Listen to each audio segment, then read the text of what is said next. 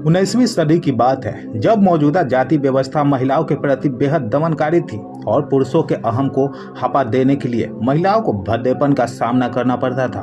केरल के त्रावणकोर के शासन काल में निम्न जाति नायर की महिलाओं को कमर से ऊपर बदन को कपड़े से ढकने का अधिकार नहीं था, यानी उन्हें अपना स्तन खुला ही रखना होता था। ये महिलाएं अर्धनग्न अवस्था में न रहकर यदि कपड़े से अपना स्तन ढकती थी तो उन्हें ब्रेस्ट टैक्स देना होता था। जी हाँ, ब्रेस्ट टैक्स, जिसे मूलांकन कहा जाता था। यह बात और ज्यादा शर्मिंदा करने वाली है कि यह ब्रेस्ट टैक्स महिलाओं के स्तन के आकार के आधार पर लिया जाता था। स्तन का आकार जितना बड़ा, टैक्स उतना ही अधिक होता था। वास्तव में ब्रेस्ट टैक्स निचली जाति की महिलाओं के लिए अपमानजनक था, क्योंकि इस कारण दूसरे के बीच सम्मानपूर्वक जीने के अधिकार से वंचित थी। ब्रेस्ट टैक्स उनकी गरिमा और गोपनीयता पर हमला था।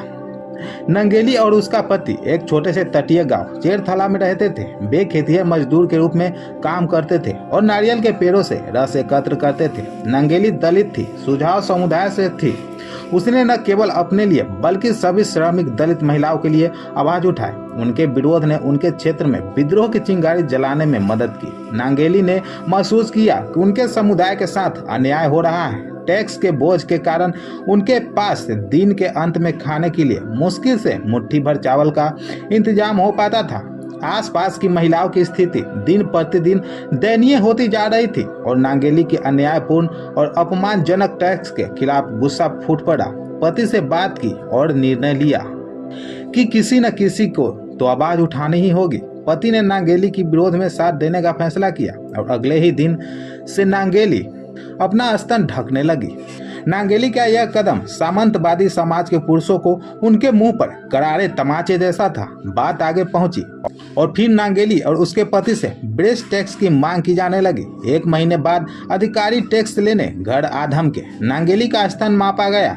इसके बाद नांगेली घर के भीतर गई और चाकू से अपने दोनों स्तन काट के केले के पत्ते पर लेकर बाहर आई। टैक्स अधिकारी के होश उड़ गए और वे डर कर भाग गए। कुछ देर बाद ही नांगेली की मृत्यु हो गई, लेकिन उनके इस साहसिक कदम ने समाज के अन्य महिलाओं को हिम्मत दी।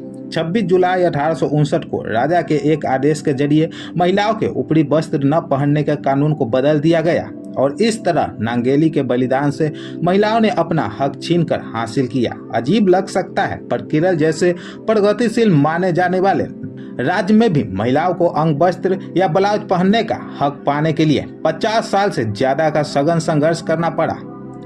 नांगेली ने शोषित होने के बावजूद पारंपरिक यौन और सामाजिक मानकों का उल्लंघन किया। उसने अपने शरीर के प्रति समाज की शक्तिहीन सोच की शक्तिशाली प्रतिरोध में बदल दिया। भले ही नांगेली के शरीर को शोषित किया गया हो, लेकिन उसने भावनात्मक रूप से घायल होने को मंजूर नहीं किया। हमारे समाज में अक्सर ये देखा गया है, किसी भी सामाजिक विकृति की तरफ हमारी चेतना को जगाने के लिए किसी मासूम को अपने प्राणों की कीमत चुकानी पड़ती है। लेकिन क्या यह सही है?